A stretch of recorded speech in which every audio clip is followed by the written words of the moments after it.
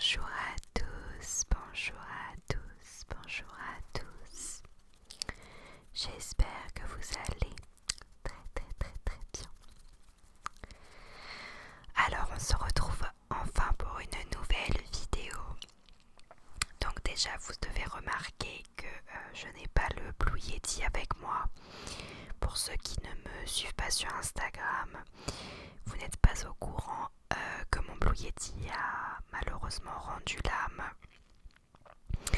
Donc en fait, il semblerait que ce soit un port, pas USB, mais un port, en fait, quand j'essaye de mettre le fil dans le Blue Yeti, dans ce port-là, en fait ça bouge, et on dirait vraiment qu'il y a un faux contact qui fait qu'il est pas...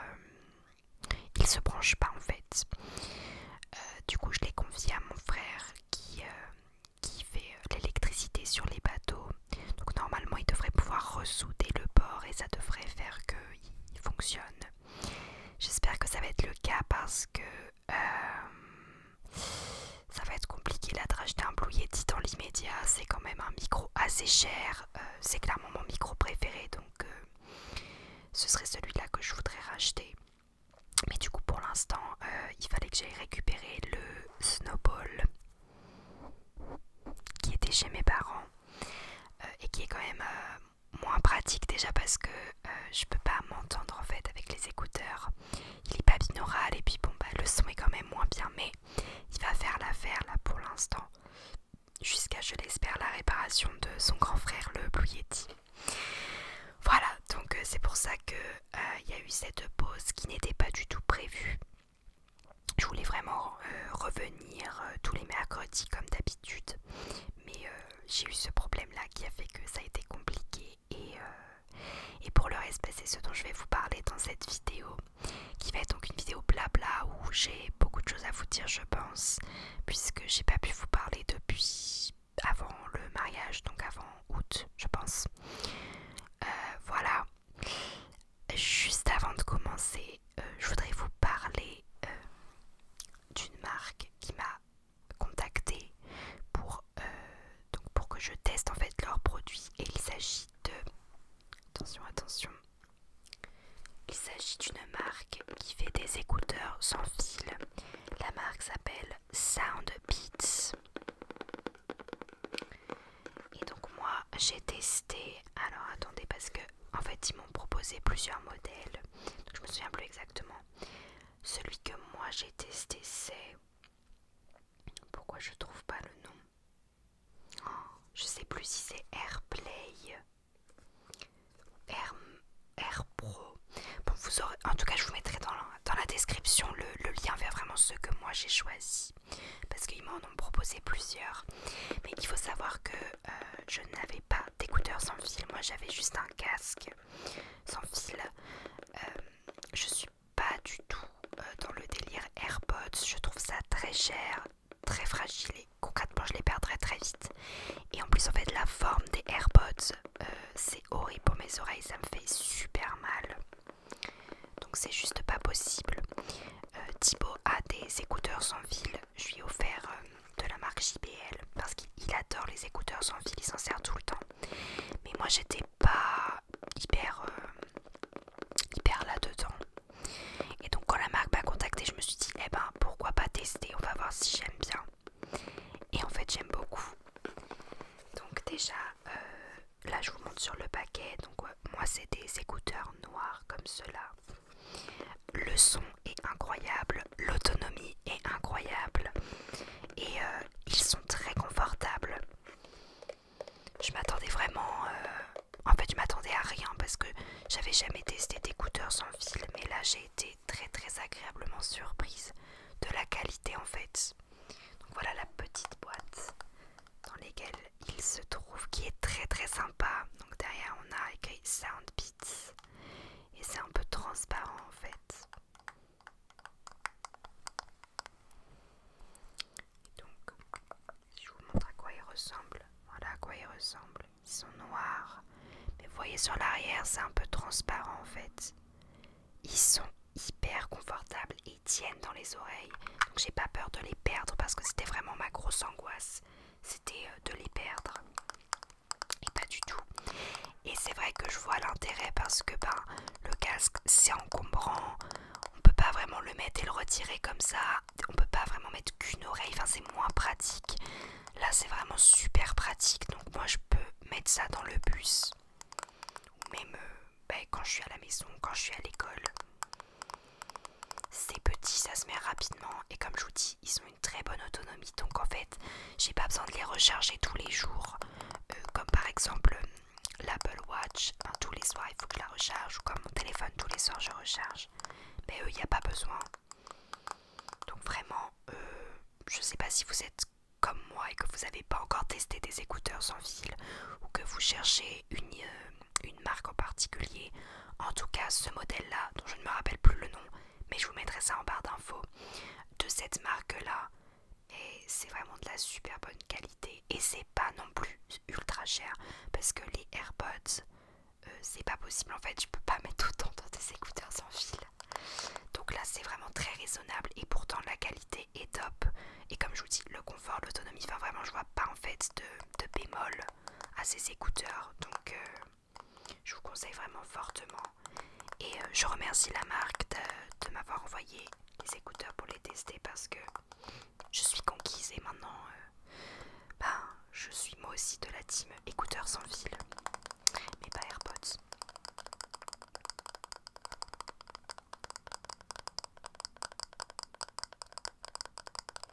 En fait, vu que j'ai pas les écouteurs pour m'entendre, parce que je peux pas les brancher au micro, j'ai l'impression que vous m'entendez pas. Je me rends pas du tout compte de comment vous m'entendez et de comment vous entendez les bruits alentours. C'est hyper perturbant quand on est habitué à s'entendre. Mais bref, donc je vais continuer un peu de tapping je pense. Pour les nouvelles, déjà quand même il y a eu le voyage de noces, mais je vais pas m'éterniser sur le voyage de noces parce que avec Thibaut on aimerait faire une FAQ. Donc je vous avais demandé sur Insta de poser vos questions, je les ai bien toutes conservées. Donc il faut vraiment qu'on la filme, la FAQ sur le mariage et un petit peu sur le voyage de noces aussi, qui s'est très très bien passé. Il y a eu quand même un petit blues quand on est rentré, surtout que ça s'est vraiment enchaîné rapidement avec ma semaine de pré-rentrée puis ma rentrée, puisque je rappelle que je n'ai pas eu le concours donc de professeur des écoles, mais j'ai été embauchée en tant qu'enseignante dans une école privée hors contrat, donc qui ne nécessite pas le concours. Et j'ai eu mon master, même si j'ai pas encore le diplôme, et il me semble que la remise des diplômes va se faire en fin d'année, vers juin. Mais bref. Et donc c'est ma première année en tant qu'enseignante. J'ai une classe, en fait on a des niveaux assez hétérogènes. Le but c'est qu'on a des petites classes à 15 élèves maximum, donc moi ils sont 14. Et on fait du multiniveau. Donc moi qui craignais le multiniveau en école traditionnelle, je me retrouve en fait avec sur le papier avec un triple niveau, donc CE2, CM2. Mais en fait c'est vraiment une école qui s'adapte au niveau de chacun. Donc s'il y a des élèves qui peuvent faire de la 6e, 5e, 4e en maths, et ben on va leur donner de la 6e, 5e, 4e en maths. Donc c'est très très très individualisé et c'est vraiment le challenge pour moi. Donc je vais un peu être brouillonne je pense sur cette vidéo, mais notre thème d'année c'est les Jeux Olympiques, comme pas mal d'écoles d'ailleurs je pense. Et du coup on a fait une rentrée sur ce thème là, on était habillés en blanc, un peu en mode antiquité, et on avait fait tout un décor dans la cour. Et donc c'est une école où il y a 3 classes, globalement une classe grande section CE1, une classe CE2 CM2 et une classe CM1 CM2. Et donc en fait on a donné des noms à nos classes. Donc il y a Citius, Altus, Fortus, qui c'est donc la devise des JO. Donc nous on est la classe Altus il me semble. Oui, j'ai même oublié. Ouais, je crois que c'est ça. Et en fait voilà, on a fait les répartitions dans les classes et c'était hyper chouette. J'étais quand même assez stressée, mais ça s'est super bien passé. Et après c'était parti. Donc comment résumer?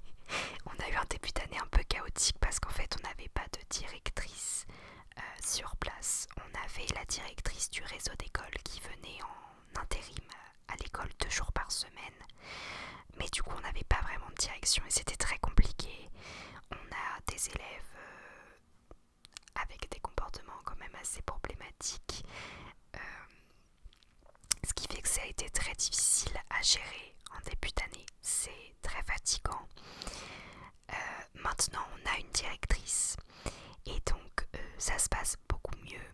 On est plus cadrant et ça se passe mieux avec les enfants quoi. En ce qui concerne ma classe, mes élèves, je suis hyper contente de ce que je fais, même si c'est très fatigant et c'est beaucoup de travail. C'est pour ça que j'ai plus du tout le temps de filmer ou de faire quoi que ce soit en fait. Il y a énormément de préparation forcément, énormément d'adaptation. Et en fait, notre emploi du temps, il est un petit peu spécial. C'est-à-dire que le matin, ça se découpe de cette façon. Et on commence par 50 minutes de français, puis une récré de 20 minutes, 50 minutes de maths, une récré de 20 minutes et 1h15, non 1 heure de temps de cycle. Et en fait le cycle c'est un temps où on met en place des projets en rapport avec le projet d'année qui est donc les Jeux Olympiques. Et c'est là où on va pouvoir traiter des sciences, de l'histoire géo. En fait un cycle dure 3 semaines, il va être sur une matière en rapport avec le thème d'année. Donc là jusqu'ici on a fait un cycle français où on a un peu programmé nos propres jeux parce qu'à la fin de l'année, au lieu de faire une kermesse, on a prévu de faire des jeux, vraiment des Jeux Olympiques à l'école. Donc le premier cycle, ça a surtout été là-dessus. Le deuxième cycle, c'était un cycle histoire et là en fait on a fait faire des exposés aux enfants, c'est-à-dire que chaque enfant avait une année de JO attribuée et devait réaliser un exposé sur ces JO. Et on a pu faire une exposition après dans l'école qui reprend les JO depuis la création des JO modernes, donc 1896 il me semble, jusqu'à aujourd'hui. Donc ça a été super chouette. Ensuite il y a eu un cycle de maths où là ça a été un peu plus brouillon parce que c'est vraiment galère à organiser, mais globalement on a travaillé sur le périmètre. Moi j'ai fait un escape game sur les maths, pardon, qui reprenait plusieurs notions. Et maintenant on a débuté là cette semaine un cycle sciences où on est plus sur l'activité physique, donc par rapport à notre corps, tout ce qui se passe dans notre corps, rythme cardiaque, rythme respiratoire. Donc voilà, ça c'est le temps de cycle. Et l'après-midi en fait c'est des ateliers. Donc l'école, actuellement on a 38 élèves je crois. Ils sont répartis en 4 groupes d'à peu près 10 élèves. Et là ce sont des groupes homogènes, donc des groupes de niveau. Et ils tournent sur 4 ateliers par après-midi. Donc nous, enseignantes, nous sommes 3. On a chacune 2 ateliers en charge. On a aussi sur place 2 éducateurs qui prennent en charge 2 ateliers. Et on a en plus des intervenants extérieurs. On a un professeur de musique, un d'échecs et une de japonais. Et là temporairement on a aussi un atelier philo qui est trop bien. Mais bref, tout ça pour dire que les après-midi c'est vraiment des temps d'atelier sur des plages de 35 minutes et il y a une grande récré de 30 minutes. Donc voilà pour l'emploi du temps. Globalement les enfants sont en classe on va dire de 9h à 16h45.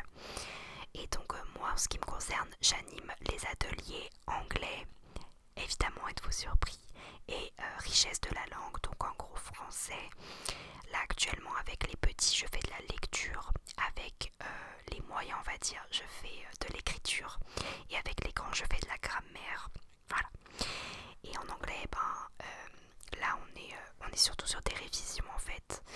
Donc on a vu pas mal de choses et le projet de fin de séquence c'était de présenter un camarade tiré au sort. Et là ce serait de faire une journée de Noël où on va en fait chanter des chansons traditionnelles de Noël en anglais. Donc voilà, vous savez que j'adore Noël, donc là j'ai mis plein de choses en place pour Noël, j'ai trop hâte d'être au mois de décembre. J'adore cette période et c'est la première année que je peux le faire avec ma classe, donc c'est top. fonctionnement un petit peu. Et donc ça fait quand même beaucoup de choses à préparer entre tous les cours, les ateliers et le fait qu'on a aussi pas mal de surveillance parce qu'on est une petite école. Donc pour l'instant on n'a pas de service civique, on n'a pas vraiment d'aide extérieure. Donc il y a juste les 3 enseignantes, les 2 éducateurs et la directrice. Et mine de rien, quand on sait qu'à chaque surveillance il faut être 2, ça tourne pas très vite quoi. Parce qu'on n'est pas assez nombreux. Donc c'est assez fatigant. Je savais en devenant enseignante que j'aurais des surveillances, mais là j'avoue que parfois c'est un petit peu beaucoup. Alors ceci dit, le gros avantage de cette école, c'est que moi je n'anime des ateliers que le lundi et le vendredi. Donc techniquement parlant, je suis déchargée les jeudis et mardi après-midi.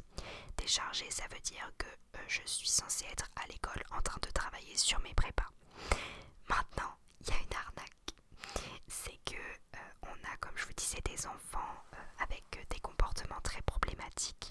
Et il arrive que ces enfants soient sortis d'un atelier parce qu'ils ont un comportement qui est inacceptable ou parce qu'ils sont en crise de quelque chose ou voilà. Donc quand un enfant est sorti d'atelier, il peut pas juste faire sa vie, il doit être sous la surveillance d'un adulte. Et donc c'est là qu'intervient la personne déchargée. Donc tous les jours on a au moins une personne de l'équipe qui est déchargée pour prendre en charge les enfants qui en ont besoin. Et donc c'est assez rare en fait depuis le début de l'année que j'ai pu travailler sur une après-midi de décharge. Donc c'est ça en fait la petite arnaque. Même si je me plains pas, c'est hyper cool de pouvoir être déchargée. Mais c'est vrai que voilà, ça veut pas dire que j'ai forcément du temps pour bosser. Voilà, qu'est-ce que je peux vous dire? Je peux vous dire que c'est très fatigant, mais que j'adore ce que je fais. J'aime beaucoup ma classe, j'aime beaucoup les enfants de ma classe. J'y suis vraiment très attachée, j'ai plein d'idées, j'ai toujours plein de motivation alors que j'avais un peu peur que ce soit trop difficile. Mais c'est vraiment difficile, mais j'y prends vraiment plaisir et je suis contente en fait d'aller au travail. Alors qu'en stage, j'y allais quand même souvent la boule au ventre. Et là, le fait d'avoir ma classe, mes élèves, je sens vraiment que j'ai pris ma place, que je suis plus à l'aise, que j'arrive à mieux gérer le groupe. Donc non, vraiment, je m'éclate. Et donc là, pour décembre, j'ai trop hâte. On va faire notre propre sapin dans la classe, donc j'ai ramené un sapin artificiel. Et en fait, j'ai proposé aux enfants que chacun ramène une boule de chez soi pour décorer le sapin et qu'ils mettent un petit peu d'œufs. Donc ça, on va pouvoir faire ça. Qu'est-ce qu'on veut faire d'autre? On veut aussi mettre en place en fait un calendrier bienveillant. Donc j'ai demandé à chaque enfant d'écrire sur un petit papier une action bienveillante qu'il pourrait faire pour quelqu'un. Par exemple, lui faire un dessin ou prendre en charge sa responsabilité de la semaine, porter son cartable, des petites choses comme ça. Et donc chaque petit papier va être mis dans une case du calendrier. Et chaque jour, un enfant sera tiré au sort pour ouvrir la case du calendrier. Et donc avoir sa petite action bienveillante. Donc on pense qu'on va l'appeler le calendrier. Je trouve ça très rigolo. Qu'est-ce qu'on va faire d'autre? J'ai l'impression que j'oublie un gros truc. Il y a le sapin, il y a le calendrier, il y a le fait que moi à partir du 1er décembre je suis en pull de Noël, mais ça je pense que vous le saviez déjà. Et donc aussi l'idée de faire une petite journée de Noël sur le dernier jour, l'après-midi Noël, où donc on va chanter des chansons de Noël en anglais devant les parents. Donc ça j'avoue, je me suis un peu lancée là-dedans parce que je trouve que c'est une bonne idée, mais en soi ça me stresse quand même pas mal de devoir mener ça, mais c'est pas grave, parce qu'il faut savoir que du coup quand on est en atelier, donc en atelier d'anglais par exemple, je vois tous les élèves de l'école, alors que sinon le matin je suis que avec ma classe, mais les après-midi en atelier, on voit passer tout le monde, et les élèves sont mélangés entre les classes, parce que mon niveau et le niveau de l'autre classe c'est quand même assez proche. Moi je fais du CE2, CM2, ma collègue fait CM1, CM2, donc c'est assez proche. En réalité c'est rigolo parce que techniquement j'ai 4 CE2 je crois, et en fait il y a une différence entre les CE2 théoriques et les CE2 réels, parce que sur mes 4 CE2 j'en ai que 2 qui font vraiment du CE2, les autres font du CM1. Donc vous voyez, c'est énormément d'adaptation et de différenciation sur plein d'aspects. Et C'est ça qui est aussi un peu difficile à gérer, de s'y retrouver dans les niveaux de chacun. Et je manque cruellement de temps pour mettre en place vraiment des leçons. Parce que dans cette école, le côté leçon magistrale, ça marche pas du tout. C'est pas du tout comme ça qu'on fonctionne. Donc ça va être plus, on est en maths, on va leur donner un dossier de maths qu'ils vont faire sur 2 jours par exemple. Et donc c'est compliqué d'amener les nouvelles notions parce qu'il faut les amener de manière vraiment pas frontale quoi. Et étant donné que j'ai 3 niveaux différents, c'est assez compliqué à gérer. Donc j'ai pas encore pu vraiment mener de leçons en classe. Par exemple, je sais que les CM1, il va falloir qu'ils aillent vers les fractions, les nombres décimaux. Donc on a un petit peu fait, mais vraiment de manière assez informelle. Il faut vraiment que je puisse mettre en place des cours où les autres par contre ils font un peu leur vie tout seuls et où ils n'ont pas besoin de moi. Donc voilà, mais j'essaie de pas me mettre trop de pression parce que c'est ma première année et parce que c'est aussi des enfants particuliers, donc c'est pas toujours facile à gérer. Et quand j'entends qu'ils sont contents de venir en classe, déjà c'est super. Sinon je peux aussi vous parler des trucs que j'ai mis en place dans la classe hors Noël, parce que je teste plein de trucs, c'est ma première année donc moi je m'éclate, je teste des trucs. J'ai mis en place dans la classe le tétraède, je sais pas si vous connaissez, mais en gros c'est une pyramide que les enfants construisent. Donc moi j'ai fait ça en feuille canson et en fonction du sommet qu'ils vont mettre en haut et en fonction donc de la couleur, ça veut dire soit à l'aide. Donc ça c'est en rouge, ça veut dire qu'ils ont besoin d'être tout de suite, il faut tout de suite que je vienne. Soit c'est jaune, donc j'ai une question non urgente. Soit c'est vert, ça veut dire que tout va bien. Soit c'est bleu, ça veut dire que je suis aidée ou que j'aide quelqu'un. Et en fait c'était pour essayer de limiter le bruit dans la classe parce qu'il y a beaucoup de bruit. Si vous avez des techniques pour gérer le bruit, je prends. Et donc ça évite qu'il fasse Lisa, il faut juste mettre le tétraède, le sommet de la couleur qui correspond. Et franchement ça marche plutôt bien. Ce qu'on a aussi, c'est qu'on a des responsabilités, bon ça c'est classique. On a un Tipeee du calme dans lequel les enfants un par un peuvent aller quand vraiment là ils sont un peu emplis d'émotions et qu'ils ont besoin de se retrouver tout seuls à l'abri du regard des autres. Et pour donc en limiter un peu l'accès, c'est un système de collier, donc il n'y a qu'un collier. Donc si le collier est pris, c'est qu'on ne peut pas aller dedans. Et pareil pour le coin lecture, j'ai un grand coin lecture, j'ai énormément de livres parce que j'adore les livres, donc j'achète plein de livres. C'est des enfants hyper curieux, donc tout ce qui est livre documentaire, ils adorent ça. Ils savent plein de trucs et ils adorent lire ce genre de choses. Ils adorent les Picsou aussi. Et donc ouais, j'ai un coin lecture avec un tapis, là c'est pareil, il y a 2 colliers, donc c'est 2 enfants qui peuvent y aller. Le matin, la première récré se fait en classe, donc ils peuvent prendre livres, jeux de société. On a fait un loup-garou plusieurs fois dans la classe, donc c'est vraiment une ambiance très cocooning, hein. Vous me connaissez un peu, je pense que vous voyez quel type d'enseignante je suis. Moi c'est très cocooning, très maternante, et c'est vraiment plus sur le côté cadre que j'ai du mal, même si ça va de mieux en mieux. Mais la gestion du bruit n'est pas encore top. Donc j'avais testé le fait de dire en fait aux enfants par exemple, si tu m'entends, tape dans tes mains une fois, et du coup après ceux qui m'entendent tapent dans leurs mains, les autres se demandent ce qui se passe et vont aussi du coup avoir leur attention sur moi. Ça marche pas super bien. J'ai essayé un instrument de musique, c'est pareil, ça marche pas très bien, donc je m'en sers uniquement pour annoncer la fin de la récré en classe. Là ça marche bien.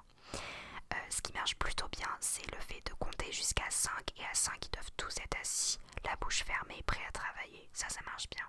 Tout ce qui est minuteur, ça marche assez bien avec eux, de leur dire voilà, là je vous laisse 1 minute pour ranger, venir vous mettre à votre place. Donc ça c'est cool. Voilà, faudrait que j'essaye de mettre des photos un peu là dans cette vidéo, d'inclure un peu des photos. J'en ai quelques-unes, je sais pas si elles sont très à jour, mais je pourrais vous en mettre quelques-unes, mais globalement voilà. Donc sinon comment je vais, fatiguée mais contente, vraiment contente de ce que je fais et contente de voir que j'aime toujours ça. Je m'y vois vraiment bien, je m'y sens bien et je me sens à ma place, donc c'est top. Et le seul truc c'est que j'aimerais quand même avoir un peu plus de temps libre parce que en ce moment ça va être je me lève à 7h et je rentre chez moi, parfois il est 8h, 21h et là c'est un peu chaud. Donc je travaille pas le mercredi certes, mais j'avoue que c'est un rythme qui est assez effréné, donc vraiment fatigant. Et j'ai pas beaucoup de temps, notamment pour filmer, alors que j'ai vraiment envie de reprendre l'ASMR une fois par semaine comme je faisais avant. Donc en plus le Blue Yeti qui meurt, c'était vraiment pas le moment. Mais voilà. Qu'est-ce que je peux vous dire d'autre? Du coup il se passe pas grand chose dans ma vie, j'ai pas des trucs hyper fascinants à dire. Je vais à Disneyland le week-end avant les vacances. Donc ça c'est super cool, j'y vais avec ma soeur, ma mère et mes nièces. Donc c'est super bien. Si ce que je vous ai pas raconté, c'est que je suis allée au concert de Pomme avec ma nièce Lola, qui est complètement fan de Pomme et moi aussi, vous le savez. Et en fait, de base, je lui avais pris ça comme cadeau de Noël et ça devait être à la Cité des Congrès à Nantes. Mais j'ai une abonnée incroyable qui travaille dans une autre salle de concert et qui a pu nous avoir des places. Donc on a pu aller la voir les 2 soirs et on a même pu la rencontrer. Je vous mettrai là la photo de quand on a pu la rencontrer. On a eu trop de chance. C'était incroyable. Donc vraiment, je ne peux pas remercier assez cette abonnée de nous avoir permis de vivre ça, parce que à la Cité des Congrès, elle est pas sortie rencontrer les gens, alors que dans l'autre salle oui. Donc c'était incroyable et Lola était super contente. Donc ça c'était trop bien et normalement je vais la revoir là en fin de semaine. Donc je suis trop contente. Ces concerts sont incroyables, sa voix est incroyable, la mise en scène, c'est incroyable. C'était mieux que tout ce que j'avais pu imaginer quoi. Donc je vous conseille vraiment, si vous pouvez, d'aller la voir en concert, parce que c'est vraiment une expérience incroyable à faire. Et donc ça c'est pour les trucs un peu intéressants que j'ai fait. Sinon je me suis fait donc opérer des amygdales, comme vous le savez, réduction des amygdales.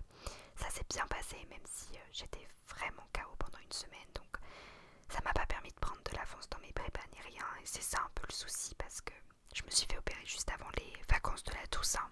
Et vraiment pendant une semaine j'étais au bout de ma vie. Après ça allait mieux, donc j'ai pu commencer un peu à bosser, mais j'avais aussi envie de profiter de mes vacances. Donc voilà, mais là ça va beaucoup mieux. Je suis toujours crevée, mais avec le rythme de vie que j'ai, je sais pas s'il y a vraiment de lien. Donc j'ai pas pu vraiment goûter aux bénéfices de ne plus avoir des amygdales énormes et donc de mal respirer. Donc voilà. Qu'est-ce qui s'est passé d'autre? En fait ça fait tellement longtemps que je vous ai pas fait d'update que je suis un peu perdue. Ouais, il y a Disneyland qui arrive. Et après les vacances, donc ça j'ai vraiment hâte. Ah, c'est ça le truc que j'ai oublié de vous dire dans ma classe. Pour Noël, on va faire un Père Noël secret. Donc chaque enfant va piocher le nom d'un enfant et il va devenir son Père Noël secret. Donc il va devoir lui faire un petit bricolage qu'on offrira le dernier jour avant les vacances. J'adore ça. On faisait ça. Quand est-ce qu'on avait fait ça? J'ai même fait ça à la fac en fait avec mon groupe de copines. J'adore les Père Noël secrets, je trouve ça incroyable comme concept. Donc étant donné que je trouve pas mon ambiance de classe incroyable entre les enfants, je les trouve des fois un petit peu méchants les uns vers les autres.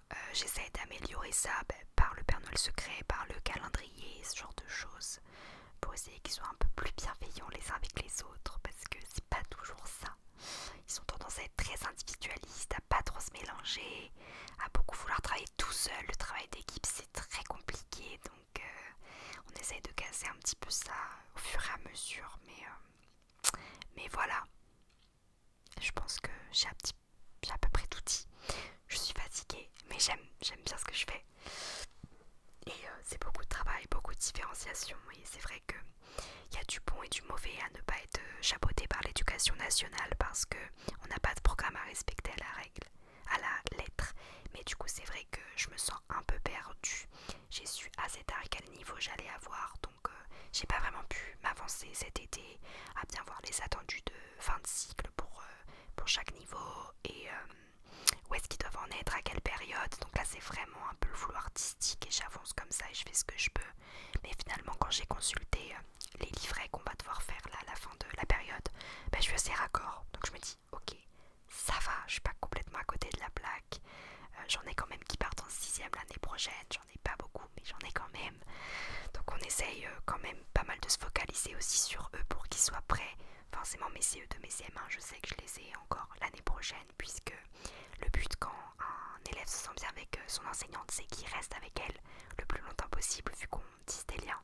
Donc logiquement mes CE2, CM1, je vais sûrement les avoir encore l'année prochaine. Donc voilà. Écoutez, j'espère que cette vidéo vous aura plu, que ça n'a pas été trop brouillon parce que j'ai fait que parler sans notes, sans rien. Logiquement, j'ai deux idées de vidéos, donc la FAQ avec Thibaut. Et j'aimerais aussi vous présenter le nouveau livre de Lola qui a écrit un nouveau roman qui est incroyable. Mais vraiment, le premier était assez jeune, vraiment, c'était de la fantaisie pour jeunes ados. Mais là, c'est complètement autre chose, c'est incroyable, mais je veux pas tout vous spoiler.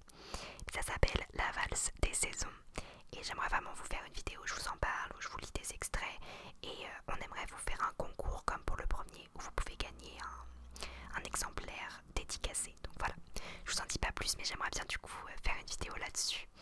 Et en plus les vidéos sur les livres on adore. Faudrait aussi que je vous fasse un nouveau mon livre du mois qui va être mon livre des 6 mois concrètement, parce que ça fait hyper longtemps que j'en ai pas fait, mais j'ai lu plein de livres. Si vous me suivez sur Insta, vous avez à chaque fois mes petites updates livres, mais pour vous sur YouTube, il faut vraiment que j'en refasse une.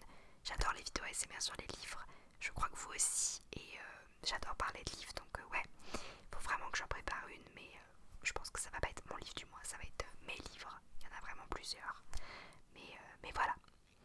Donc sur ce, j'espère que cette vidéo vous a plu et que ça vous a fait plaisir de me revoir. Normalement on essaye maintenant de reprendre le rythme. Pour l'instant avec le snowball, dès que je récupère le Blue Yeti, on croise les doigts pour qu'il soit réparé. Ce sera le retour du Blue Yeti, mais pour l'instant c'est le snowball. Je crois que vous l'aimez bien quand même, donc ça va. Je vous fais d'énormes bisous et je vous retrouve la semaine prochaine